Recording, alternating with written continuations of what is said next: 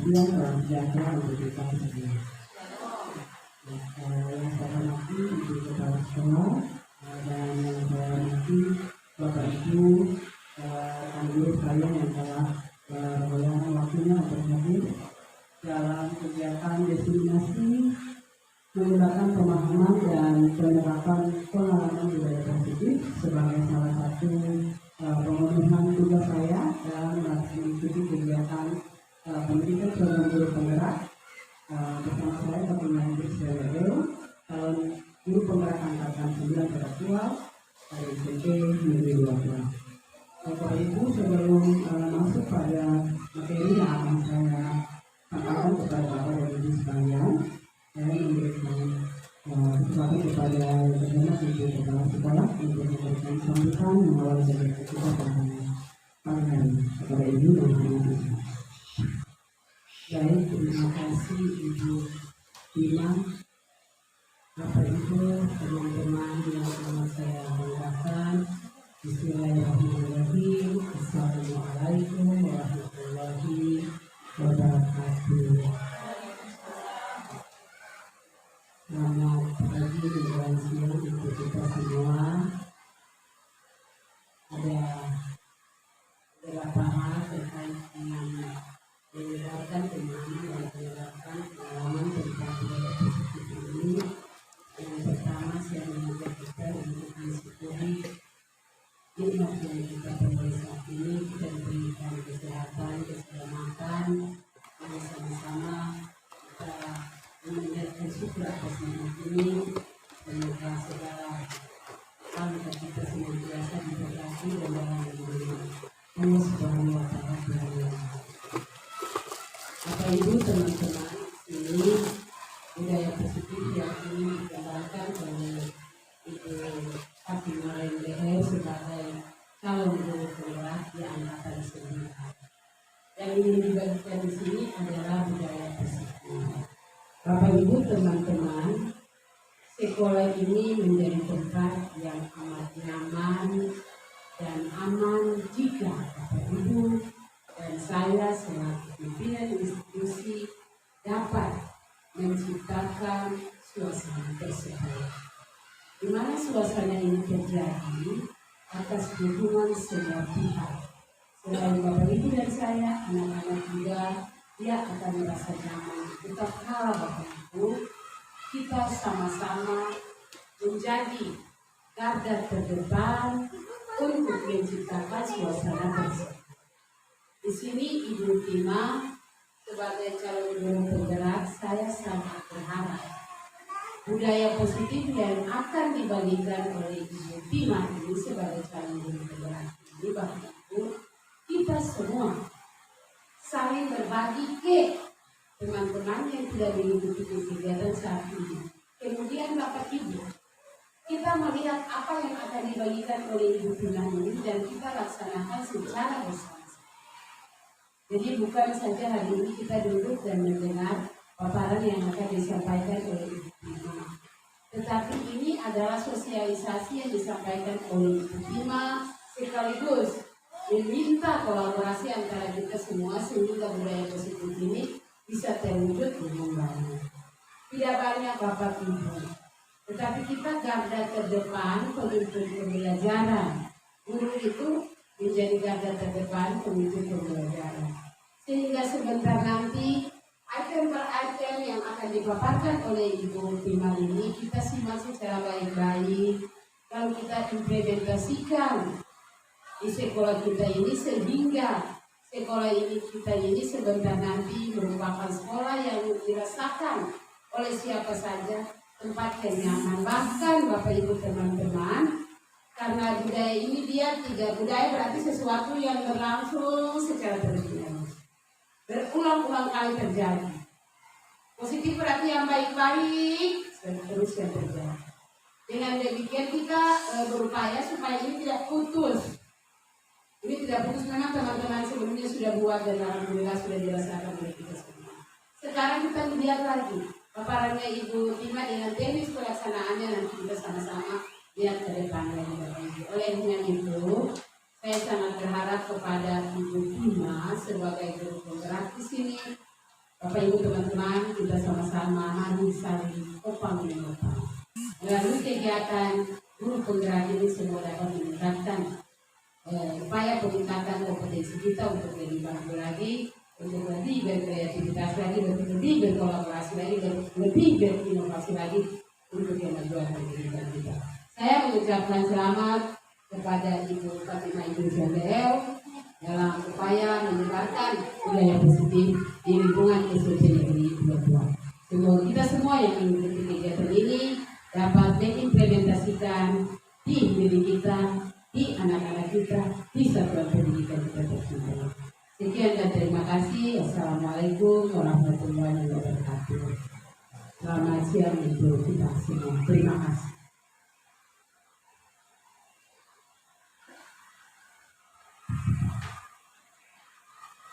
Bapak Ibu, demikian sambutan yang akan disampaikan oleh Ibu Kepala Sekolah, Kepala SMP Negeri 22, mengawali kegiatan kita pada kesempatan.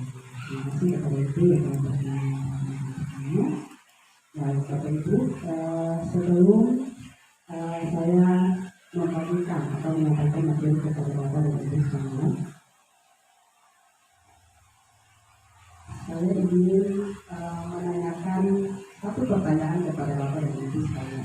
Karena pada kesempatan ini saya akan berbagi pemahaman tentang sesuatu yang saya ketahui selama mengikuti program pendidikan berbeda, yaitu tentang budaya positif. Nah, kira-kira menurut Bapak Ibu, ketika Bapak Ibu mendengar kata budaya positif, apa yang muncul dalam pikiran Bapak dan Ibu? Kira-kira budaya positif itu apa?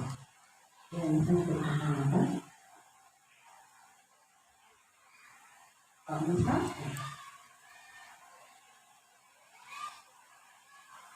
Terima kasih Ibu yang ada di belakang saya atau di belakang saya ini budaya positif dulunya. Sekali lagi kita melakukan hal-hal yang baik yang bisa dicontohkan oleh teman-teman sejawat, guru maupun siswa.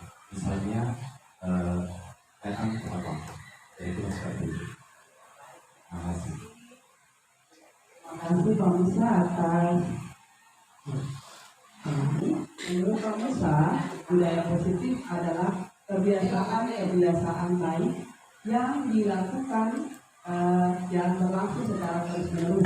Salah satu contohnya seperti tidak datang terlambat. Nah, mungkin saya dan juga teman-teman saya yang ada di sini juga tidak bisa dipikir, mungkin ada hal yang menyebabkan sehingga kita datang terlambat, tapi diharapkan juga mungkin secara terus-menerus bisa kita minimalisir supaya setiap hari jangan terlambat.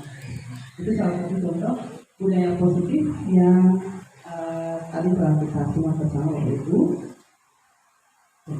Selanjutnya ini adalah konsep inti dari budaya positif yang akan saya sampaikan kepada Bapak dan Ibu sekalian pada kesempatan ini.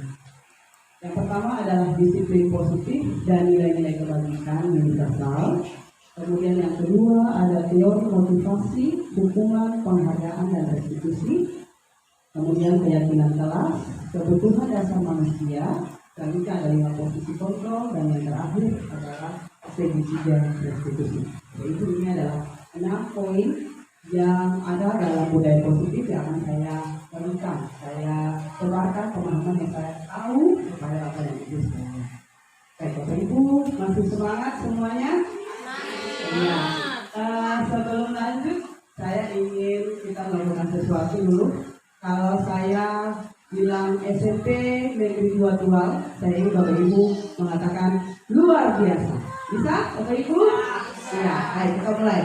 SMP Negeri 22. Luar biasa. SMP Negeri 22. Luar biasa. Terima kasih Bapak dan Ibu. Semoga semangat kita dapat terus kita aplikasikan dalam melaksanakan tugas dan tanggung jawab kita sebagai seorang guru. Baik Bapak Ibu, sebelum melanjutkan ke materi selanjutnya, saya ingin kita melakukan satu aktivitas. Di sini ada diawali dengan kata kepala buka. Ya. Di sini saya ingin Bapak Ibu membayangkan, Bapak Ibu mengepal satu tangan Bapak Ibu Kemudian Bapak Ibu membayangkan yang ada di dalam kepala Bapak dan Ibu ini adalah hal yang Bapak Ibu paling anggap itu berharga dan harus dijaga dan dilindungi. Tidak boleh ada orang yang mengganggu atau mengambil apa yang ada di kepala Bapak Ibu. Kemudian tentu Bapak Ibu membayangkan jika ada orang lain yang mencoba untuk meraih Bapak Ibu, menggoda Bapak Ibu, mungkin menggelitik atau mengancam, bahkan mungkin memberikan uang kepada Bapak dan Ibu agar Bapak dan Ibu membuka kepala tangan Bapak dan Ibu sekalian. Nah, kira-kira jika Bapak dan Ibu diberhadapkan dengan suasana atau situasi seperti itu, apa yang akan Bapak Ibu lakukan? Apakah Bapak dan Ibu akan membuka kepala tangan tadi, ataukah tetap mengepalnya dengan erat? Ada yang bisa memberikan jawaban? Yang mana yang kira? Apakah akan tetap digenggam atau ketika diberikan ancaman, diberikan godaan, kemudian kepalanya itu dibuka? Akan tetap digenggam. Akan tetap digenggam. Ya. Baik. Atau ada yang memberikan jawaban lain, mungkin dengan sukarela membuka kepala tangan tadi? Tidak ya? Semua setuju dengan Ibu Dira? Iya, baik. Kira-kira menurut Bapak dan Ibu, siapa yang memegang kendali Kita sendiri. untuk mengepal? Apakah kita yang memegang kendali atau orang yang membujuk kita tadi? Kita sendiri. Kita sendiri yang memegang kendali. Baik. Terima kasih atas tanggapan dari Bapak dan Ibu. Sesuai dengan apa yang tadi Bapak Ibu telah sampaikan, sebenarnya yang memegang kendali atas diri kita adalah diri kita sendiri. Bagaimana kita berpikir, kita mengolah pikiran kita yang menggerakkan pikiran kita. Kalau kita berpikir kita akan tetap mengepal, maka kepala itu akan tetap kita kepal, kita jaga agar apa yang ada dalam genggaman tadi yang kita anggap berharga itu tidak terlepas dan diambil oleh orang lain. Tapi kalau kita berpikir biasa saja dan membuka, maka kepala itu akan otomatis kita buka saja. Jadi semua tergantung dalam pikiran kita, kontrol kita misalnya. Bapak Ibu, semangat saja. Selanjutnya kita masuk pada poin selanjutnya, yaitu disiplin positif. Di sini ada pendekatan teori kontrol. Menurut Stephen R. Covey, ada beberapa poin yang disampaikan oleh beliau terkait dengan disiplin positif. Yang pertama adalah beliau mengatakan kita sebenarnya tidak bisa mengontrol orang lain, tapi hanya diri kita sendiri saja yang bisa mengontrol diri kita sendiri. Ya, itu. Kemudian yang kedua, semua perilaku itu memiliki tujuan. Kita melakukan apapun di dunia ini, mau baik atau buruk, pasti ada alasan dan tujuannya. Itu Bapak Ibu. Jadi ini berdasarkan teori dari Stephen R. Covey ini, semua perilaku memiliki tujuan, dan kemudian yang berikutnya model berpikir menang-menang. Jadi dalam teori dari Stephen R. Covey ini tidak ada yang kalah, tapi kedua belah pihak itu dibutuhkan. Kebutuhannya itu menang-menang, tidak ada yang kalah. Kemudian yang berikut, kolaborasi dan konsensus menciptakan pilihan-pilihan baru. Artinya, dalam menerapkan disiplin positif ini, kita tidak bisa bekerja sendiri, Bapak Ibu. Harus ada kerjasama dan kolaborasi dari seluruh pihak. Kalau kita di sekolah, budaya positifnya bisa terlaksana kalau kita berkolaborasi baik dengan seluruh warga sekolah yang ada di sekitar kita. Selanjutnya yang terakhir, Bapak Ibu, realitas kebutuhan setiap orang itu berbeda-beda. Ini mungkin segera kita pahami semua bahwa apa yang kita butuhkan masing-masing individu itu berbeda. Ya. Selanjutnya, ketika saya berbicara tentang disiplin, pasti Bapak Ibu ada yang bertanya-tanya, mungkin ada yang sudah tahu kira-kira apa itu disiplin. Nah, di sini menurut KHD Ki Hajar Dewantara, Bapak Pendidikan kita, beliau menyatakan bahwa untuk menciptakan murid yang merdeka, syarat utamanya adalah disiplin yang kuat.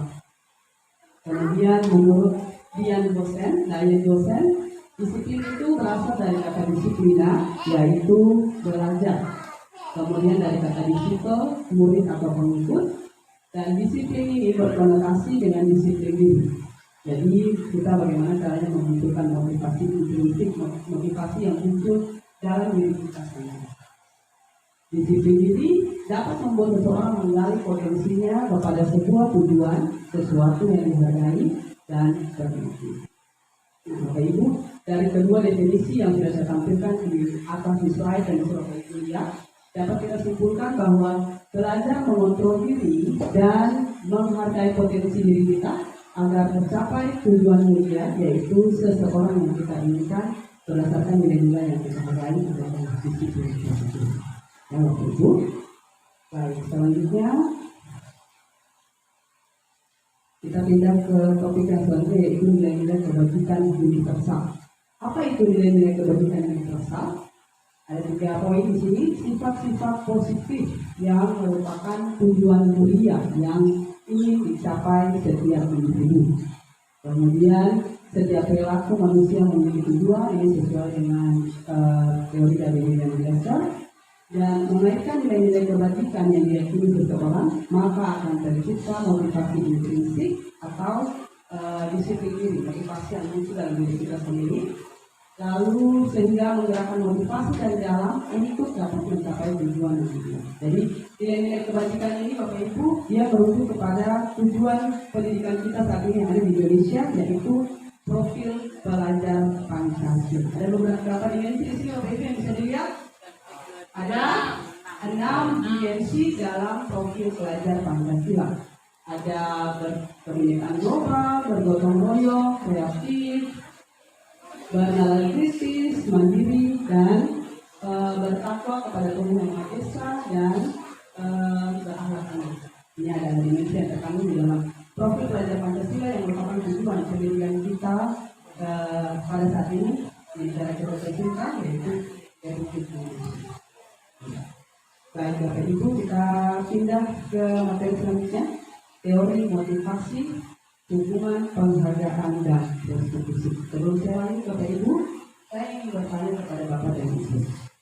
Kira-kira menurut Bapak Ibu, hukuman apakah ketika kita memberikan hukuman kepada murid itu bisa mendisiplinkan murid atau bisa membuat mereka jauh lebih baik? Menurut Bapak Ibu itu bisa mendisiplinkan murid atau bisa membuat mereka jauh lebih baik? Menurut Bapak dan Ibu, apa yang bisa memberikan kita? Jadi itu tergantung kesalahan yang dibuat. Kalau menurut saya itu tergantung kesalahan yang dibuat oleh murid. Kalau memang misalkan kesalahan murid yang dibuat masih bisa ditoleransi, mungkin tidak ada hukuman. Tapi kalau memang kesalahannya sudah melewati batas, bisa nanti didiskusikan atau dilaporkan kepada guru yang menangani. terima kasih Budi atas jawabannya. Kita masuk pada materi yang tadi berkaitan dengan apa yang tadi telah disampaikan oleh Budi. Budi mengatakan bahwa hukuman itu pada dasarnya tergantung pada kesalahan yang dilakukan oleh guru. Jadi kita akan melihat jauh lebih dalam tentang 3 hal atau 4 hal yang terkait dalam materi ini. Yang pertama, ada slide yang muncul di sini, teori motivasi perilaku manusia. Yang pertama, untuk menghindari ketidaknyamanan atau hukuman. Jadi motivasi seseorang melakukan sesuatu, misalkan murid kita melakukan sesuatu, bisa jadi karena dia takut kita akan kasih hukuman kalau dia melakukan. Misalkan besok kalau tidak kerja PR berarti tarik dari lapangan 10 tahun. Ketika dia takut, maka dia akan melakukan hal tersebut. Jadi motivasinya motivasi eksternal atau motivasi yang datang dari luar, tidak muncul dari dalam diri anak itu. Karena dia akan berpikir apa yang akan terjadi apabila saya tidak melakukannya. Jadi dia hanya akan melakukan hal tersebut ketika kita memberikan hukuman kepada dia ketika dia tidak mengerjakan apa yang kita inginkan. Jadi motivasi yang berkaitan dengan hal tersebut adalah motivasi eksternal.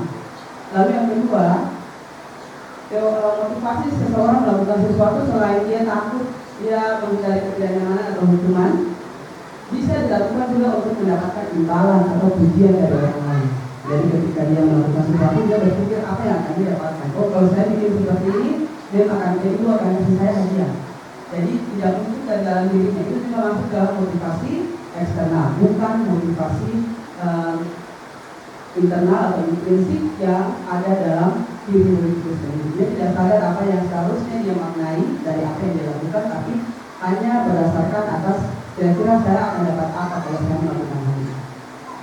Yang kedua dan yang terakhir, motivasi seseorang melakukan sesuatu perilakunya itu bisa berdasarkan atas untuk menghargai dirinya sendiri dan menjadi insan sesuai dengan harapannya. Jadi tidak atas dasar paksaan, tidak atas dasar dia mau mendapatkan pujian, tapi atas kesadaran dia sendiri. Bagaimana dia berpikir apa yang akan dia peroleh pada dasarnya, apa yang seharusnya dia lakukan dan apa yang seharusnya dia dapatkan itu seperti itu. Nah ini berkaitan ketika dia berpikir saya akan menjadi orang yang seperti apa apabila saya melakukannya. Ini berkaitan dengan motivasi internal yang merupakan tujuan dari disiplin positif. Jadi diharapkan poin yang ketiga inilah yang akan dilakukan oleh kita dan juga anak didik kita yang ada di sekolah. Selanjutnya Bapak Ibu, restitusi. Tadi selain motivasi, hukuman, penghargaan, ada juga kata restitusi. Apa itu restitusi? Restitusi adalah proses menciptakan kondisi bagi murid untuk memperbaiki kesalahan mereka, sehingga mereka bisa kembali pada kelompok mereka dengan kondisi yang jauh lebih baik. Ini adalah satu tindakan yang bisa kita lakukan sebagai guru ketika kita mendapati siswa melakukan kesalahan. Kita tidak memberikan hukuman, kita tidak memberikan konsekuensi, tapi kita memberikan restitusi. Restitusi itu seperti ini. Restitusi juga merupakan proses kolaboratif yang mengajarkan murid agar mencari solusi untuk masalah mereka. Jadi kita tidak kasih mereka hukuman, tapi dalam restitusi ini ketika mereka melakukan kesalahan, kita memberikan mereka pilihan.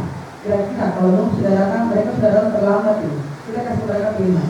Apa yang sebenarnya bisa mereka lakukan untuk memperbaiki kesalahan yang sudah mereka lakukan? Kira-kira kalau datang terlambat setiap hari, kira-kira harus bikin apa supaya tidak terlambat lagi? Nah itu yang dimaksud dengan restitusi. Selanjutnya Bapak Ibu, ini adalah perbedaan antara tiga hal tadi yang barusan saya bahas. Yang pertama adalah hukuman, konsekuensi, dan restitusi. Kalau motivasi tadi sudah ada di bagian awal.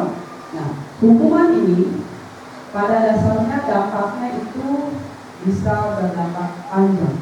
Kenapa? Karena hukuman ini rata-rata kita berikan secara spontan. Ketika siswa terlambat, kita minta mereka untuk lari keliling lapangan sebanyak 10 kali misalnya. Hal itu akan membuat mereka merasa malu, merasa minder, dan mungkin bisa jadi mereka akan membenci kita sebagai orang yang memberikan hukuman kepada mereka.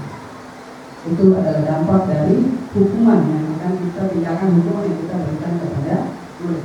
Lalu kemudian konsekuensi. Konsekuensi ini adalah apa yang kita berikan kepada murid ketika mereka melakukan kesalahan, tapi dia agak sedikit ringan daripada hukuman. Kalau hukuman mungkin tidak akan jauh lebih keras, tidak sesuai konsekuensi, tapi mungkin kalau konsekuensi ini sudah kita sepakati bersama. Misalkan kalau dia datang terlambat di jam mata pelajaran yang kita ampuh, apa yang akan dia lakukan? Oh, berarti konsekuensinya dia harus duduk jauh lebih lama ke teman-teman yang lain istirahat, dia masih hidup mungkin bertahan sekitar 20 menit untuk menyelesaikan materi.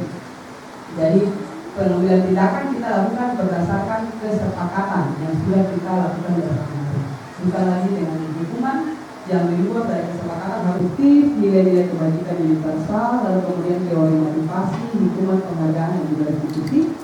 Penerapannya bagaimana? Yang pertama adalah selalu berusaha untuk membangun motivasi intrinsik siswa. Jadi kita bagaimana caranya kita membangun memotivasi mereka untuk melakukan sesuatu itu tanpa adanya paksaan, tanpa adanya perlu mendapatkan imbalan, tapi mereka melakukan sesuatu itu muncul dalam diri mereka sendiri atas kesadaran mereka sendiri. Kemudian selalu berusaha untuk memilih opsi restitusi. Kita harus mengambil posisi sebagai dalam hal restitusi dalam menghadapi masalah yang terjadi di lingkungan sekolah, bukan lagi dalam posisi hukuman ataupun posisi apa tadi yang baru saya sebutkan, konsekuensi. Tapi kita harus berada pada posisi atau opsi restitusi jika anak berperilaku negatif. Kemudian yang terakhir, berkolaborasi dengan rekan sejawat dalam menerapkan budaya positif di sekolah. Jadi Bapak Ibu, jika hanya saya sendiri saja yang ingin menerapkan, misalkan saya ingin menerapkan budaya positif restitusi atau segitiga restitusi nantinya, saya tidak bisa menjalankan hal itu tanpa adanya kerjasama atau kolaborasi dengan Bapak Ibu yang hadir pada kesempatan ini. Jadi harus ada kerjasama. Saya menularkan hal ini kepada Bapak dan Ibu, kita sama-sama menerapkan apa yang barusan saya sampaikan tadi, itu yang disebut dengan kolaborasi. Nantinya akan diharapkan kita dapat menunjukkan budaya positif di lingkungan sekolah.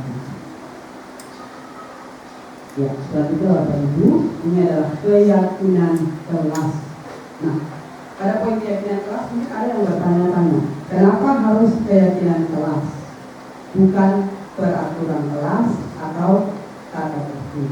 Bapak Ibu ada yang sudah pernah mendengar kata keyakinan kelas? Belum? Ya. Keyakinan kelas ini adalah sesuatu yang harus kita buat bersama anak-anak dalam rangka untuk memunculkan keyakinan yang ada dalam diri mereka. Mereka harus yakin apa yang bisa mereka lakukan. Kita harus membuat hal itu. Bagaimana pembuatan keyakinan kelas? Kita berkolaborasi dengan siswa di dalam kelas untuk membuat keyakinan kelas itu sendiri. Kita memfasilitasi mereka dalam pembuatan keyakinan kelas ini agar dapat menghindari hal-hal yang kita tidak inginkan dalam melaksanakan pembentukan keyakinan kelas. Pembentukan keyakinan kelas ini dia bersifat lebih abstrak dan dibuat dalam kalimat positif. Jadi kalau misalkan kita buat dalam ketika siswa membuat satu saja apa yang mau dia masukkan dalam keyakinan kelas, misalkan dia bilang dilarang membuang sampah sembarangan atau jangan menyontek. Itu kan instalasinya kata masing-masing dalam kalimat negatif. Ada kata jangan, ada kata dilarang, tidak boleh. Nah itu tidak bisa kita masukkan dalam keyakinan kelas yang kita buat bersama dengan anak-anak. Tapi kita rubah dia ke dalam kalimat positif. Misalkan jangan berikut, kita ganti tertib dalam selama proses pembelajaran. Jangan menyontek, kita ganti dengan jujur. Jadi dia masuk dalam konotasi kalimat positif dalam pembuatan keyakinan kelas. Lalu kemudian keyakinan kelas juga tidak terlalu banyak. Kalau Bapak Ibu lihat di kata tertib atau kesepakatan kelas mungkin ada bisa sampai 15 sampai 20 poin. Tapi kalau di keyakinan kelas ini tidak terlalu banyak. Dia masuk pada intinya saja. Misalkan 7 sampai 5 sampai 10 poin saja yang terkandung dalam keyakinan kelas itu sendiri. Kemudian dalam pembuatan keyakinan kelas, semua warga kelas ikut berkontribusi. Warga kelas itu siapa? Ya kita dan anak-anak kita. Baik Bapak Ibu. Selanjutnya saya akan menantikan proses pembentukan keyakinan kelas yang sudah coba untuk saya buat dengan anak-anak wali saya di kelas 84. Bapak Ibu bisa melihat. Nah, di sini saya mengawalinya dengan berdiskusi dengan anak-anak terkait keyakinan kelas yang akan kita buat bersama. Lalu setelah kita berdiskusi, saya akan membagikan kertas post-it kepada mereka, lalu mereka akan menuangkan kira-kira satu orang satu nilai saja. Apa yang mau mereka buat untuk keyakinan kelas kita? Mereka mau kelas kita ini harusnya seperti apa? Kelas yang bagaimana yang mereka yakini? Mereka tuangkan di sini, mereka menulisnya. Kemudian setelah itu saya menyediakan tempat bagi mereka untuk menempel hasil yang telah mereka tulis, yang selanjutnya akan kita bahas bersama. Nah, setelah mereka menempelkannya, kami menyaringnya. Bisa jadi mungkin ada 5 atau 6 siswa menulis nilai yang sama. Kita akan saring dia dari mungkin 20 nilai di situ yang sama kita akan pilih, karena tadi tidak boleh terlalu banyak ya Bapak Ibu keyakinan kelas. Kita saring menjadi mungkin di sini saya taruh di situ ada 2, 4, 6, 8, 10 keyakinan kelas untuk kelas kami kelas 8. Lalu selanjutnya ketika kita sudah selesai melaksanakan keyakinan kelas, saya meminta siswa untuk menandatangani keyakinan kelas yang sudah kita buat bersama. Untuk apa Bapak Ibu? Agar menghindari kalau misalkan mereka membuat kesalahan, nah mereka sudah melanggar keyakinan kelas. Kalau mereka bilang saya tidak tahu kan, jadi mereka sudah tanda tangan di situ. Ya Bapak Ibu, setelah mereka tanda tangani, nah inilah keyakinan kelas yang kami sudah coba untuk buat. Maaf, tampilannya tidak begitu menarik Bapak Ibu, nanti akan kita coba untuk membuatnya jauh lebih menarik. Ya. Masih semangat Bapak Ibu? Masih. SMP Negeri 2 Tual. Luar biasa. SMP Negeri 2 Tual. Luar biasa. Bapak Ibu, terima kasih saya ucapkan karena sudah meluangkan waktunya. Mungkin masih sekitar beberapa menit lagi, mohon maaf Bapak Ibu. Selanjutnya adalah kebutuhan dasar manusia. Kebutuhan dasar manusia itu pada dasarnya ada 5. Yang pertama adalah bertahan hidup. Nah, bertahan hidup ini berkaitan dengan kebutuhan-kebutuhan primer yang seharusnya dibutuhkan oleh seorang manusia, misalkan mungkin tempat tinggal, makan, minum, dan sebagainya. Selanjutnya kebutuhan yang kedua adalah kebutuhan kasih sayang atau rasa diterima. Itu pasti dimiliki atau kita butuhkan baik sebagai guru ataupun sebagai murid. Selanjutnya kebebasan. Murid juga butuh merasa bebas, mungkin bebas dari apa? Bukan bebas dari tugas dan lain-lain, tapi bebas dari rasa bosan, rasa tidak nyaman, dan lain sebagainya. Lalu kemudian kesenangan. Murid butuh merasa senang. Senang atas apa? Senang atas pembelajaran yang diikuti, senang untuk menyalurkan hobi yang dia suka, bakat yang dia pendam, dia punya. Kemudian penguasaan. Murid pasti menginginkan, oh saya mau menjadi seperti ini, saya mau menjadi ketua kelas, saya mau menjadi mayoret untuk eksekutif band dan lain sebagainya. Itu masuk dalam kebutuhan penguasaan. Dalam menghadapi murid Bapak Ibu, kita harus menyesuaikan dengan apa yang mereka butuhkan. Karena kalau kita bisa menyediakan apa yang mereka butuhkan, kita lihat sesuai dia maunya seperti apa. Ketika kita sudah bisa memahami dan kemudian menyediakan apa yang dia butuhkan, secara otomatis dia akan merasa nyaman dengan kita, dan ketika kita mengajar pun kita bisa menciptakan sesuatu yang bisa membuat dia nyaman dan aktif, bersemangat untuk mengikuti proses pembelajaran yang kita laksanakan. Nah, selanjutnya Bapak Ibu, ini dua poin terakhir. 5 posisi kontrol. Bapak Ibu, di sini saya mengajak Bapak Ibu untuk menyaksikan sebuah video.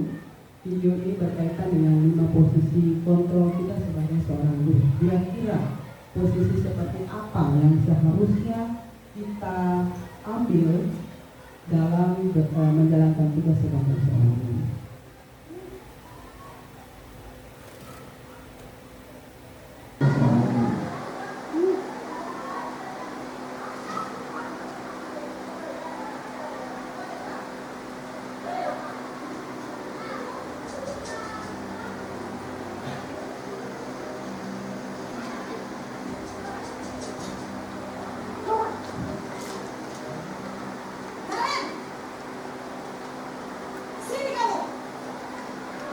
Yang jelas Bapak Ibu videonya. Selalu terlambat. Kamu deh, pasti terlambat. Maaf Bu, saya Apa? Apa coba? Alasan kamu apa lagi? Kapan sih kamu tidak terlambat? Malas sekali ya kamu jadi anak. saya Dasar pemalas. Gak kapok-kapok sih kamu. Sudah berapa kali terlambat? Sana, kamu keliling lapangan basket 2 kali.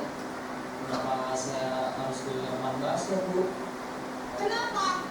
Kamu lawan ibu. Berani-beraninya jawab. Sudah terlambat, masih berani jawab pula. Sekarang, keliling lapangan basket 5 kali sekalian. Biar kapok. Cepat. Pergi sana ke lapangan basket.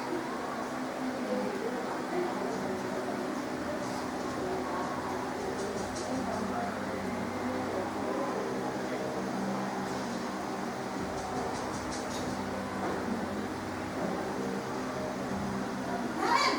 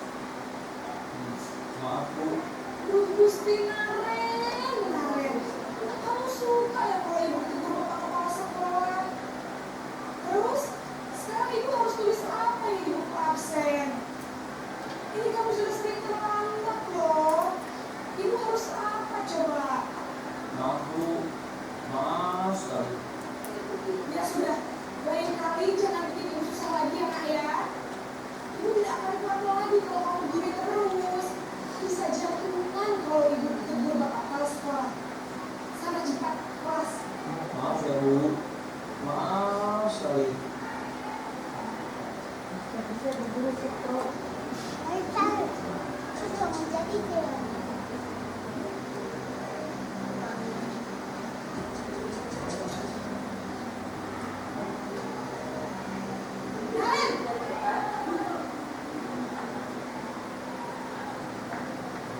Selamat pagi Bu. Wah, sudah jam berapa nih, Nak? Lambat lagi ya, sayang. Iya Bu, habis ibu saya lupa bangunkan saya Bu. Kamu malah menyalahkan ibu kamu. Kamu bukannya anak yang lari yang paling kencang. Kok terlambat sih? Iya Bu, saya memang terlambat bangun tadi. Jadi biarpun saya lari kencang, tetap gak ada cenjar Bu. Ya sudah sana. Nanti lain kali larinya lebih kencang lagi ya. Biar gak terlambat lagi. Bikin senang ibu. Demi ibu. Bisa kan? Bisa lah Bu. Ya sudah sana masuk kelas. Ibu beresin urusan absen kamu. Kamu ini ada-ada saja.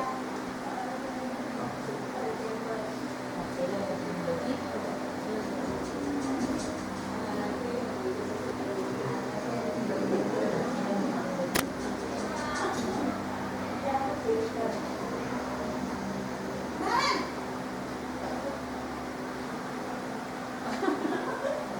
Selamat pagi Bu. Naren, apa peraturan sekolah kita tentang jam berapa kita harus masuk sekolah, Nak? Kita harus di sekolah jam 7 Bu. Iya betul, sekarang sudah jam 7.20. Naren sudah tahu konsekuensinya jika terlambat hadir. Paham Bu, saya harus tinggal kelas pas jam istirahat selama 20 menit. Iya benar, konsekuensinya demikian. Jadi nanti jam 9.30 pas istirahat, kamu harus tinggal di kelas, kerjakan tugas tambahan untuk ketinggalan kamu, ya? Baik Bu.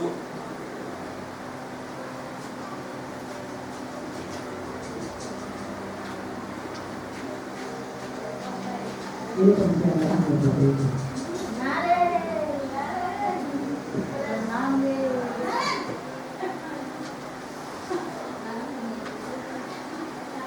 Selamat pagi Bu. Selamat pagi Naren. Maaf Bu, saya terlambat. Iya, sekolah masuknya jam 7, sekarang sudah jam 7.20. Jadi sekarang bagaimana ini, Naren? Maaf Bu, saya lupa setelah alarm saya semalam. Baiklah, menurut kamu, keyakinan sekolah yang mana yang perlu kamu tingkatkan? Menghargai diri sendiri dan orang lain mungkin lah Bu. Setuju. Jadi, apakah Naren meyakini prinsip saya menghargai tersebut? Iya Bu, saya meyakininya. Apakah Naren bersedia memperbaiki masalah keterlambatan ini? Bersedia Bu. Bagaimana kau akan memperbaiki masalah keterlambatan ini? Saya akan coba untuk tidak lupa menyetel alarm saya Bu. Baik, kalau Naren lupa menyetel alarm di rumah, ada orang yang kira-kira bisa bantu mengingatkan tidak? Ada Bu, kakak saya, Kak Emma. Ada lagi selain KM? Selain Kak Emma, ada ibu saya. Baik, jadi yang mengingatkan Naren adalah Kak Emma dan ibu kamu ya. Kira-kira akan mulai setel alarm kapan Naren? Setelah pulang sekolah, akan segera saya lakukan. Baik, jadi Naren akan setel alarm untuk bangun besok pagi dan akan diingatkan oleh kakak dan ibu dan Naren ya. Ada lagi yang mungkin perlu dilakukan Naren agar tidak terlambat bangun lagi.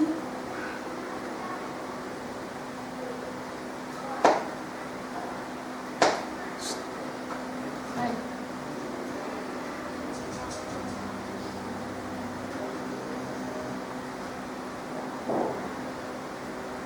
Baik, itu tadi video singkat yang sudah kita saksikan bersama. 5 posisi kontrol yang harus kita lakukan sebagai seorang guru. Ada posisi yang pertama yaitu penghukum, pembuat merasa bersalah, teman, posisi sebagai teman, posisi sebagai pemantau, dan yang terakhir adalah posisi sebagai manajer. Nah, kira-kira dari video yang tadi telah kita tonton bersama Bapak Ibu, menurut Bapak Ibu, dari kelima posisi kontrol ini, mana yang paling layak kita gunakan atau kita posisikan sebagai seorang guru? Mana yang paling layak Bapak Ibu? Menurut Bapak Ibu berdasarkan video tadi. Posisi sebagai apa? Ibu Reni? Posisi sebagai teman? Ada yang lain? Posisi sebagai penghukum, membuat merasa bersalah, posisi sebagai pemantau, posisi sebagai teman, dan posisi sebagai guru. Yang kedua, membuat merasa bersalah. Oke, baik Bapak Ibu. Saya akan sedikit membagikan pemahaman saya terkait dengan posisi kontrol ini. Namun sebelumnya Bapak Ibu, saya minta waktunya mungkin 3 menit saja Bapak Ibu. Kita ice breaking dulu sebentar. Bisa Bapak Ibu? Bisa. Nah, Bapak Ibu sudah pernah menonton iklan susu beruang Bapak Ibu? Ada. Apakah ada yang aneh dengan iklan susu beruang? Ada. Apa yang aneh? Apa yang aneh? Iklannya yang aneh. Susu beruang. Tapi yang di iklan itu apa? Naga. Kemudian susunya itu susu apa? Susu sapi kan? Berarti ada yang beda. Ada naga, ada beruang, ada sapi. Nah sekarang Bapak Ibu, saya ingin kita melakukan speaking berdasarkan susu beruang yang saya sudah sebutkan tadi. Ya Bapak Ibu akan mengikuti apa yang saya ucapkan. Bisa Bapak Ibu? Bisa. Bisa fokus di depan? Bisa. Baik, terima kasih. Bisa kita mulai, Bapak Ibu? Ya. Ketika saya mengatakan sesuatu, Bapak Ibu mengikuti ya. Mulai. Sapi-sapi beruang naga. Sapi-sapi beruang naga. Naga-naga sapi beruang. Naga-naga sapi beruang. Beruang sapi naga beruang. Beruang sapi naga beruang. Ada berapakah jumlah beruang? 1. Ada yang lain? Masih salah. 3. Salah. Oke, 1 kali lagi ya. Kita mulai 1 kali lagi. Beruang naga sapi. Beruang naga sapi. Sapi beruang naga beruang. Sapi beruang naga beruang. Beruang sapi beruang naga. Beruang sapi beruang naga. Ada berapakah jumlah naga? 2, 3. 4, Tadi ada yang belum bisa jawab. Benar ini bagaimana ini? 2. Jawabannya adalah ikuti apa yang saya ucapkan. Jadi kalau saya bilang ada berapakah jumlah beruang, Bapak berapa? Ada berapakah jumlah beruang? Bukan gitu. Bapak Ibu tidak fokus ya, harus fokus lagi. Oke, baik, terima kasih Bapak Ibu, kita bisa lanjut? Iya. Ini berkaitan dengan 5 posisi kontrol sebagai seorang guru. Yang pertama itu adalah posisi sebagai penghukum. Nah, posisi sebagai penghukum ini biasanya ini yang paling sering kita lakukan di sekolah. Kita kasih hukuman karena kita merasa bahwa menurut kita ini adalah tindakan yang tepat untuk kita gunakan untuk menangani siswa yang berbuat salah. Tapi kita harus menyadari bahwa hukuman atau penghukum ini kita akan memberikan dampak yang negatif kepada mereka. Dampak negatifnya itu yang seperti apa? Bapak Ibu, kita akan membuat mereka merasa malu dan itu akan berpengaruh pada psikis mereka, mental mereka. Kalau misalkan mereka pakai sepatu yang tidak sesuai dengan apa yang sesuai dengan tanda kita di sekolah, misalkan sepatu hitam, mereka pakai sepatu putih. Kita suruh mereka buka sepatu selama proses pembelajaran selama 1 hari. Mereka harus keliling sekolah di mana-mana dengan buka sepatu. Apa yang akan dirasakan oleh guru pada saat itu Bapak Ibu? Mereka akan merasa malu dan itu akan berdampak panjang. Dampaknya itu panjang. Mereka malu dan nanti pasti akan jadi bahan bulian oleh teman-teman. Jadi kalau menurut pandangan saya ini adalah posisi yang kurang tepat kita lakukan sebagai seorang guru. Kemudian posisi yang kedua adalah membuat merasa bersalah. Ini tadi mungkin ada yang memberikan jawaban. Posisi yang paling tepat membuat merasa bersalah. Pada posisi membuat merasa bersalah seperti yang tadi Bapak Ibu saksikan di video, tidak ada tindakan serius yang diberikan oleh guru. Guru memberikan penanganan dengan menggunakan intonasi atau nada yang lembut, tetapi terkesan memojokkan guru. Kenapa kamu seperti ini? Selalu saja kamu terus saja. Tidak bosankah seperti itu? Nah, berarti murid akan merasa tertekan. Dan ketika mereka akan merasa tertekan, otomatis mereka tidak akan fokus selama kita melaksanakan pembelajaran. Kita mau bicara dari pagi sampai pagi lagi, mereka tidak akan bisa menerima. Kenapa? Karena tidak ada luka di dalam hati mereka. Itu yang saya rasa mungkin harus kita lakukan.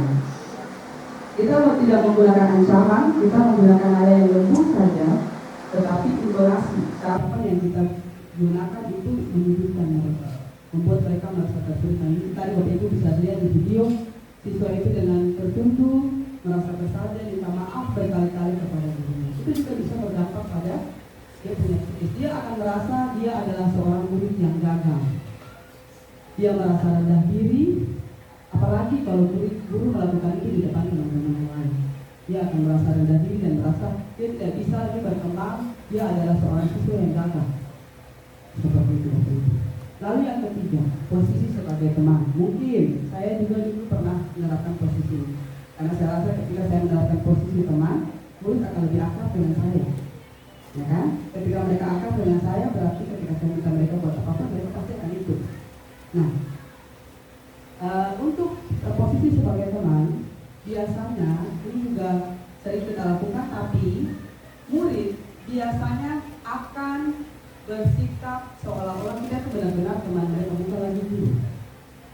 Lalu mereka hanya akan patuh kepada kita. Misalkan saya ini akrab dengan satu orang siswa, tapi Bu Dewi tidak. Lalu saya minta mereka, dia akrab sekali dengan saya. Ketika saya meminta sesuatu, lalu kemudian dia saya tidak ada, dia tidak akan melakukan. Lalu ketika Ibu Dewi meminta hal itu, dia tidak akan melakukan. Tapi kalau saya minta, dia pasti akan buat. Kenapa? Karena dia lebih merasa nyaman dengan saya daripada dengan Ibu Dewi. Jadi posisi ini juga mungkin salah satu posisi yang tidak layak untuk kita, mungkin bukan tidak layak tapi kurang tepat untuk kita aplikasikan. Lalu yang berikutnya posisi pemantau. Nah, ini masih dikategorikan posisi yang agak ringan saja. Posisi pemantau ini dimana kita sebagai guru ketika menghadapi masalah, kita memberikan tindakan kepada murid berdasarkan konsekuensi. Jadi apa yang akan mereka dapati ketika mereka melakukan sebuah kesalahan sesuai dengan apa yang sudah kita sepakati bersama. Namun Bapak Ibu, ketika kita menerapkan hal ini, murid akan merasa kehilangan waktu, atau dia pasti juga akan merasa rendah diri dengan teman-teman yang lain, pasti. Dari itu mungkin kita rasa saja karena memang sudah disepakati sebelumnya kan konsekuensinya. Lalu yang terakhir adalah posisi sebagai manajer. Nah, dalam posisi sebagai manajer ini sebagai contoh tadi tayangan di video, ketika murid melakukan kesalahan, guru tidak serta-merta menghakimi murid, tetapi guru memberikan pilihan, mengajak murid untuk berdialog, berdiskusi. Berdiskusi untuk apa? Berdiskusi untuk mencari jalan keluar dari apa yang sudah dia lakukan. Misalkan tadi di contoh siswa terlambat, kita juga mungkin biasa datang terlambat ya. Bukan sering, memang bisa dikategorikan selalu datang terlambat. Nah, kira-kira untuk mengatasi hal ini kita harus bikin apa? Mungkin kita dipanggil ke kepala sekolah tidak serta-merta pindahkan kita ke instansi lain, tapi pasti kepala sekolah akan menanyakan kepada kita apa yang bisa kita lakukan untuk mengatasi masalah yang kita. Itu yang dimaksud dengan manajer. Nah, dalam posisi sebagai manajer, seperti yang sudah saya katakan sebelumnya, murid akan merasa termotivasi. Kenapa? Karena mereka diajak berdiskusi, bertukar pikiran, lalu mereka merasa bahwa hanya mereka yang bisa mengontrol diri mereka sendiri. Baik itu bukan guru, bukan siapapun, tapi mereka sendiri. Nah, posisi ini merupakan posisi yang paling diharapkan kita sebagai guru bisa menjalankannya ketika kita menghadapi atau menyelesaikan masalah yang terjadi di lingkungan sekitar kita. Apakah bisa kita aplikasikan Bapak Ibu? Bisa ya, semoga kita bisa menerapkan posisi sebagai manajer. Selanjutnya Bapak Ibu, ini poin terakhir, yaitu kalau tadi kita bicara tentang restitusi, di dalam restitusi ini ada yang kita kenal dengan segitiga restitusi. Apa itu segitiga restitusi? Saya lihat di sini. Segitiga restitusi adalah proses menciptakan kondisi bagi peserta didik untuk memperbaiki kesalahan mereka, sehingga mereka bisa kembali kepada kelompok mereka dengan karakter yang jauh lebih baik. Ini menurut dosen. Selanjutnya, segitiga restitusi ini merupakan upaya mendisiplinkan peserta didik, tetapi dengan cara peserta didik sendiri yang menyelesaikan masalah dan membuat mereka sendiri yang bertindak sesuai dengan keinginan ideal yang didasarkan pada keyakinan kelas yang kita sudah buat bersama siswa. Kita kasih mereka pilihan apa yang bisa mereka lakukan untuk mengatasi masalah yang mereka hadapi. Nah, dalam segitiga restitusi ini, Bapak Ibu, ada 3 tahapan sesuai dengan segitiga. Yang pertama adalah menstabilkan identitas. Ketika kita berhadapan dengan masalah yang terjadi di lingkungan sekolah, tindakan pertama yang bisa kita lakukan sesuai dengan tahapan segitiga restitusi adalah menstabilkan identitas. Kita panggil siswanya tidak dengan cara, mari sini, antara itu tampil yang baru tahu. Tapi bukan dengan cara seperti itu, tapi kita melakukan tahapan awal yaitu menstabilkan identitas. Bagaimana caranya? Menstabilkan identitas ini kita panggil siswa, kita menanyakan, Ibu dengar tadi ada masalah ya? Apa yang sudah terjadi? Jadi kita melakukan sesuatu itu dengan cara stabilkan identitas ini kita menstabilkan emosi dari murid. Mungkin ketika kita panggil dia datang di kelas dan ketemu kita, dia takut, dia butuh. Nah, cara pertama yang harus kita lakukan adalah bagaimana kita bisa menstabilkan emosi, meredam ketakutan mereka melalui tahapan awal yaitu menstabilkan identitas. Lalu setelah itu apa yang kita lakukan, Bapak Ibu? Kita akan masuk pada tahapan yang kedua yaitu validasi tindakan yang salah. Validasi tindakan yang salah ini kita akan menanyakan hal apa yang sudah mereka lakukan, tindakan apa yang sudah mereka lakukan. Lalu kita akan mengatakan bahwa melakukan kesalahan itu sesuatu hal yang wajar. Kita juga mungkin pernah berbuat salah. Tapi yang paling penting adalah bagaimana kita bisa berproses untuk tidak lagi mengulang kesalahan yang sudah kita lakukan sebelumnya. Lalu setelah itu kita akan masuk pada tahapan yang terakhir yaitu menanyakan keyakinan. Kita akan tanyakan kepada mereka, apakah keyakinan kelas yang sudah mereka, apakah yang tindakan kesalahan yang sudah mereka lakukan itu sesuai tidak dengan keyakinan kelas yang sudah kita sepakati bersama. Lalu ketika mereka bilang tidak sesuai, maka kita tidak langsung memberikan hukuman, tapi kita memberikan pilihan kepada mereka. Apa yang bisa mereka lakukan untuk tidak mengulang lagi kesalahan yang sudah mereka buat. Itu ada pada tahapan terakhir yaitu menanyakan keyakinan. Nah, Bapak Ibu, di sini saya akan menampilkan video lagi. Namun video ini bukan video orang lain seperti yang tadi Bapak Ibu sudah tonton, tapi ini video yang saya buat sendiri. Saya coba untuk selesaikan masalah bersama dengan siswa. Siswanya pasti Bapak Ibu kenal karena siswanya kita sendiri di sini. Bapak Ibu, selamat menyaksikan.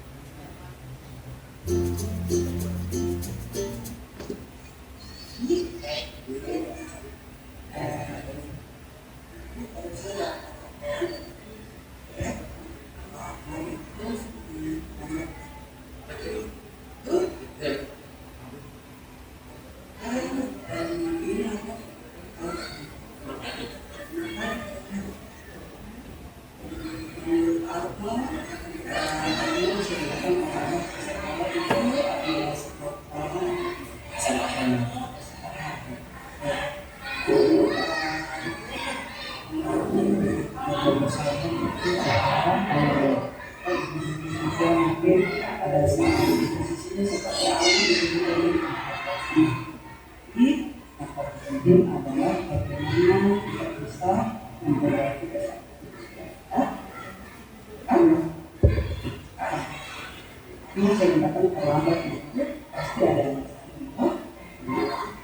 kira alasannya adalah apa? Saya sering main begadang untuk main game. Begadang lalu karena Iya. Kira-kira menurut kamu apa yang dilakukan itu sesuai tidak dengan kegiatan Tidak. Jadi menurut kamu apa yang akan kamu lakukan tidak terlambat ya? Saya akan tidur lebih awal agar pergi ke sekolah jam 6 tadi. Dari awal tidak bertahan lagi karena Lebih awal. kira kapan aku bisa mulai untuk kamu lebih awal secepatnya secepatnya melakukan hal yang aman dan secepatnya Iya. kamu sudah tahu apa yang harus kamu lakukan untuk mengatasi kamu punya masalah yang sudah dilakukan. Nanti aku akan bekerjasama itu dengan kamu punya berdua supaya aku tidak akan bersama. Ya, sekarang kamu bisa kembali ke sekolah. Terima kasih.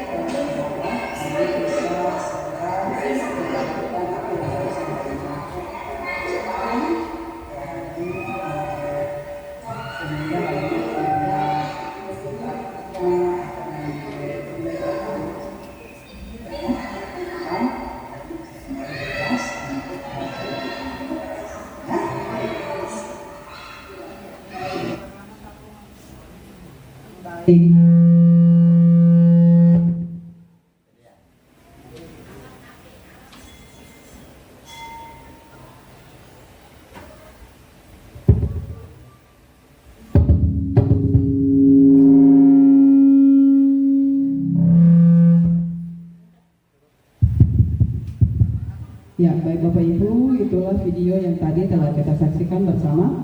Saya mencoba untuk melakukan atau menerapkan posisi sebagai manajer ketika saya berhadapan dengan sebuah masalah yang terjadi dilakukan oleh murid. Nah, diharapkan apa yang tadi saya secara tidak langsung saya tidak bilang bahwa saya sudah melakukan hal baik, jadi Bapak Ibu harus juga melakukan hal yang sama. Saya sudah yang paling baik di antara Bapak Ibu, bukan berarti seperti itu Bapak Ibu, tapi saya hanya ingin berbagi sesuatu yang sudah saya dapatkan selama mengikuti program pendidikan guru penggerak angkatan 9 ini, dan saya berbagi apa yang telah saya dapati kepada Bapak dan Ibu sebagai rekan sejawat saya yang ada di SMP Negeri 2 Tual tercinta ini. Diharapkan Bapak Ibu ketika kita mendapati masalah dan itu ada hubungannya dengan kita, misalkan masalahnya itu adalah yang dilakukan oleh anak didik kita, diharapkan kita bisa menyelesaikannya dengan mengikuti posisi sebagai seorang manajer, bukan lagi sebagai penghukum, bukan lagi sebagai teman pembuat merasa bersalah ataupun pemenang. Bisa Bapak Ibu? Baik, terima kasih Bapak Ibu.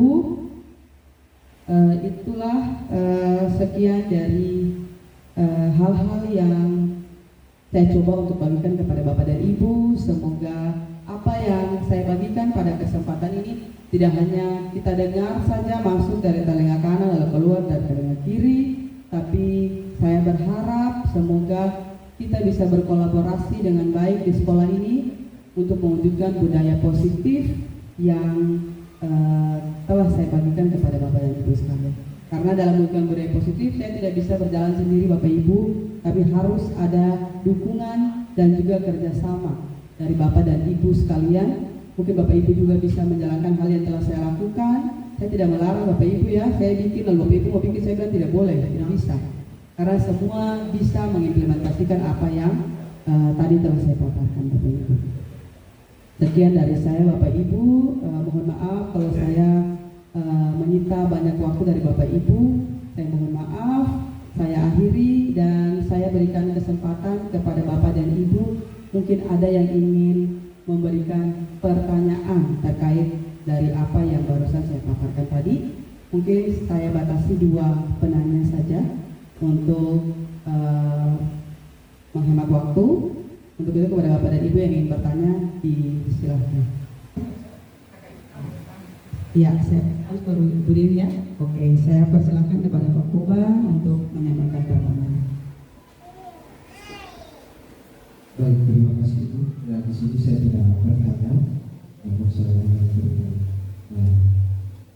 sedikit apa yang sudah disampaikan oleh Ibu Tima mengenai budaya positif yang Ibu Tima terapkan di sekolah.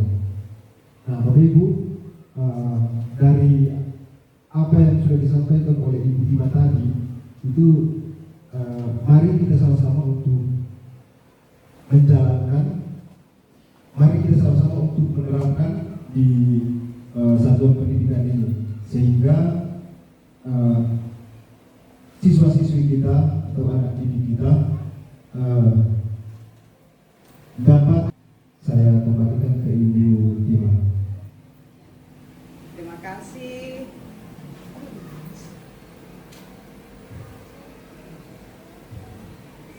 Baik, terima kasih Pak Kobar atas umpan balik yang telah disampaikan. Selanjutnya ada lagi Bapak Ibu, mungkin ya Ibu Dwi. Dipersilakan kepada Ibu Dwi. Baiklah, terima kasih kesempatan yang diberikan kepada saya. Mungkin dari penjelasan Ibu Fatimah tentang budaya positif itu sudah pernah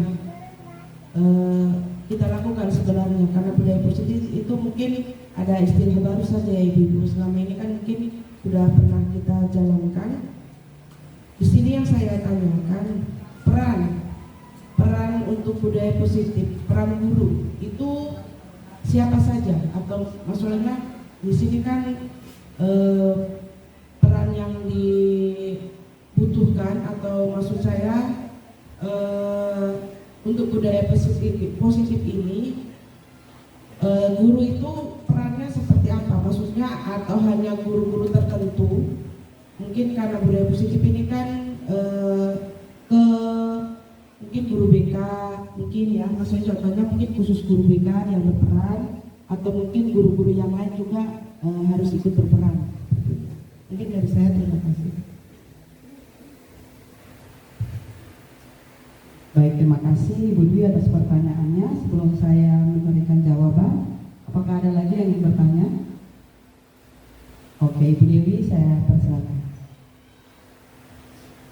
Ya baik, terima kasih atas kesempatan yang diberikan. Bismillahirrahmanirrahim. Assalamualaikum warahmatullahi wabarakatuh. Saya ingin bertanya Bu, bagaimana cara menerapkan budaya positif di lingkungan sekolah? Ya, mungkin itu yang dapat saya sampaikan. Terima kasih. Baik, terima kasih. Kita berikan tepuk tangan dulu kepada 3 rekan kita yang sudah memberikan tanggapannya. Pak Koban sudah memberikan umpan balik, merefleksi tentang apa yang tadi telah saya sampaikan. Terima kasih Pak Koban. Dan kepada Ibu Dwi dan Ibu Dewi, mungkin pertanyaannya agak mirip-mirip ya. Bagaimana penerapan budaya positif di lingkungan sekolah? Siapa saja yang bisa menerapkan budaya positif ini? Apakah guru-guru tertentu saja, ataukah semua guru bisa menerapkan? Saya akan menjawab. Untuk penerapan budaya positif ini Bapak Ibu, kita tidak bisa berjalan sendirian. Karena kalau saya saja yang berusaha atau Ibu Dewi sendiri saja yang berusaha, maka budaya positif itu tidak akan terlihat di dalam sekolah kita yang tercinta ini. Tapi ini akan terwujud apabila ada dorongan, ada dukungan, dan kerjasama dari seluruh warga sekolah. Warga sekolah itu siapa-siapa saja, murid, guru, kepala sekolah, cleaning service, orang tua siswa, seluruhnya itu adalah warga sekolah yang harus turut berpartisipasi, berkolaborasi untuk mewujudkan budaya positif yang ada di sekolah. Kepala sekolah bisa mengambil kendali, tapi kalau guru tidak berpartisipasi dengan baik, maka hal itu tidak akan bisa terwujud. Kita mau mewujudkan, tapi tidak ada dukungan dari kepala sekolah, tidak ada dukungan dari orang tua murid. Hal itu jangan mimpi kalau kita akan mewujudkan hal itu, tidak akan bisa terwujud. Harus ada kerjasama yang baik antara semua pihak. Bagaimana caranya? Mungkin kita bisa sebagai guru, contohnya. Ini berkaca daripada filosofi pendidikan Ki Hajar Dewantara. Pendidikan itu sejatinya adalah menghamba pada murid. Bukan berarti kita bersujud di kaki murid, bukan ya. Tapi bagaimana kita memposisikan diri kita seperti filosofi yang disebutkan oleh Bapak Pendidikan kita, Ingarso, Sungtulodo, Imadio, Mangunkarso, Tuturi, Andayani. Betul begitu kan Pak Andi? Atau saya salah? Iya. Bagaimana kita sebagai seorang guru memposisikan diri kita sebagai contoh yang baik. Kita mau budaya positifnya siswa harus datang tepat waktu. Kita datang di dalam kelas, siswa terlambat, kita suruh keluar. Tapi kalau kita sering terlambat, apa yang akan terjadi? Kita suruh siswa bikin A, tapi kalau kita bikin D, kalau kita orang D di sini bilang namanya bohong, betul? Kalau sesuatu yang kita inginkan terwujud, kita harus mulai dari diri kita sendiri. Kita ingin siswa datang menyapa kita dengan sopan, dengan santun, tapi ketika kita berhadapan dengan guru senior misalnya, kita yang baru, saya yang baru di sini, Bapak Ibu, saya baru mungkin baru tahun di sini, kita tidak menyapa guru dengan baik, siswa akan dengan cepat meniru apa yang kita lakukan, Bapak Ibu. Dari sifat kita, dari ucapan kita, dan bagaimana kita berperilaku, kita bertindak, itu akan dengan cepat ditiru oleh kita. Jadi mungkin penerapan budaya positifnya selain dari apa yang tadi telah saya sebutkan, bisa kita mulai dari diri kita sendiri. Bagaimana kita menjadikan diri kita sebagai orang yang patut untuk dicontoh oleh anak didik kita masing-masing.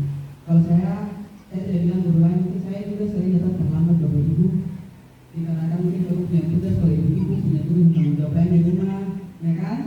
Nah harus selesaikan, harus datang di sini ya. Sebenarnya itu benar-benar kita bagi waktu saja.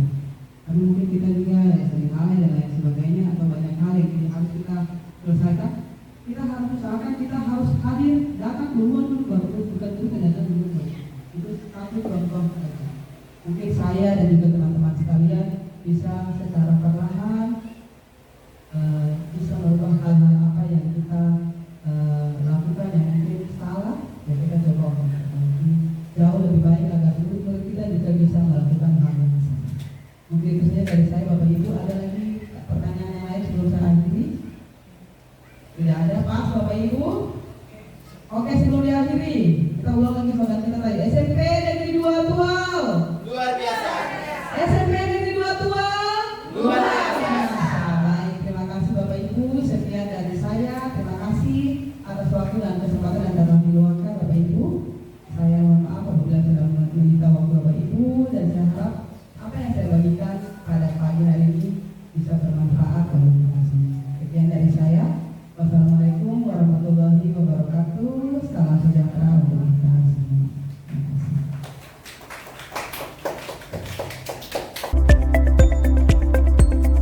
Warahmatullahi wabarakatuh.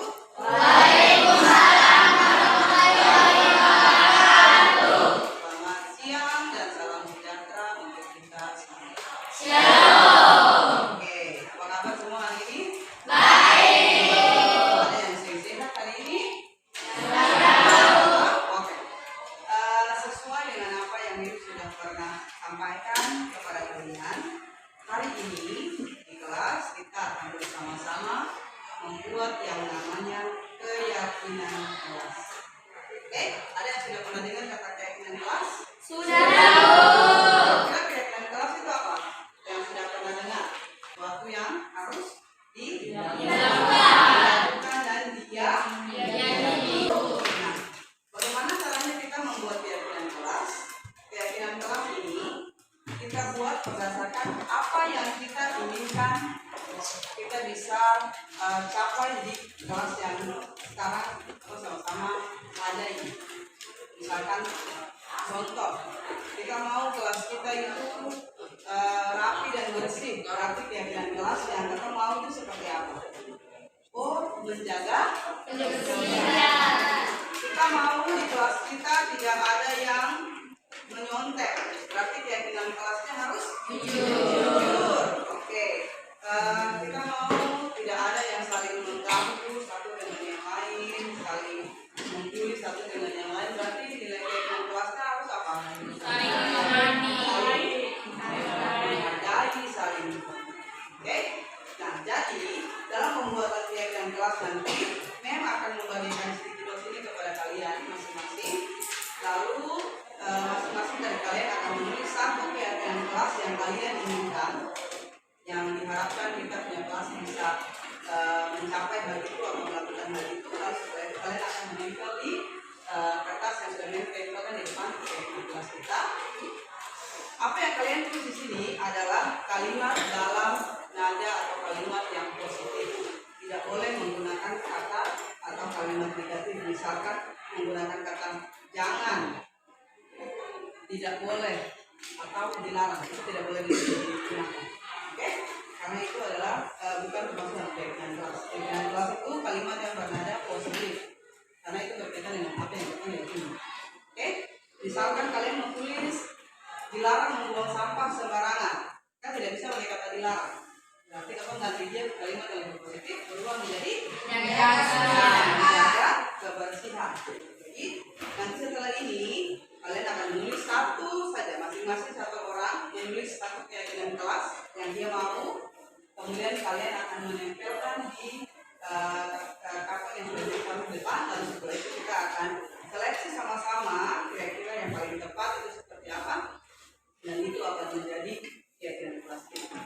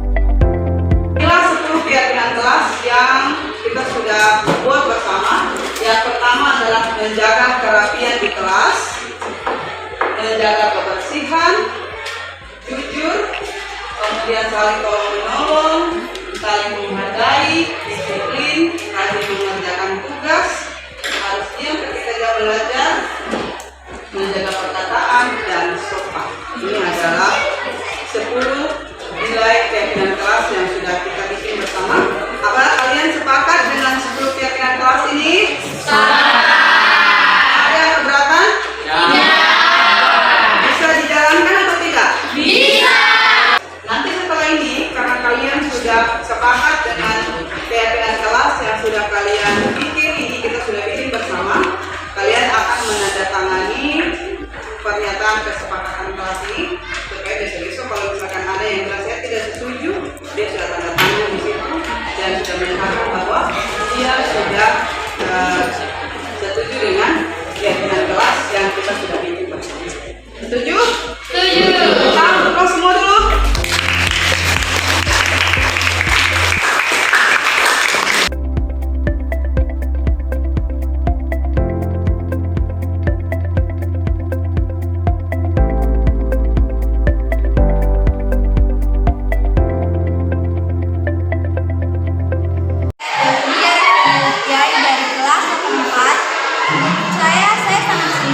Keyakinan kelas dilakukan agar kita lebih bertanggung jawab. Perkenalkan, nama saya Priscilia Kalera, kelas 84. Saya sangat senang membuat keyakinan kelas. Menurut saya, keyakinan kelas penting untuk dilakukan agar kita lebih disiplin. Perkenalkan, nama saya Nurika Pelajanan dari kelas 84. Saya sangat sering membuat keyakinan kelas. Menurut saya, keyakinan kelas penting untuk dilaksanakan agar kita saling menghargai. Perkenalkan, nama saya Alkan Miru dari kelas 84. Saya sangat senang membuat keyakinan kelas. Menurut saya, keyakinan kelas penting untuk dilakukan agar kita lebih saling menghormati.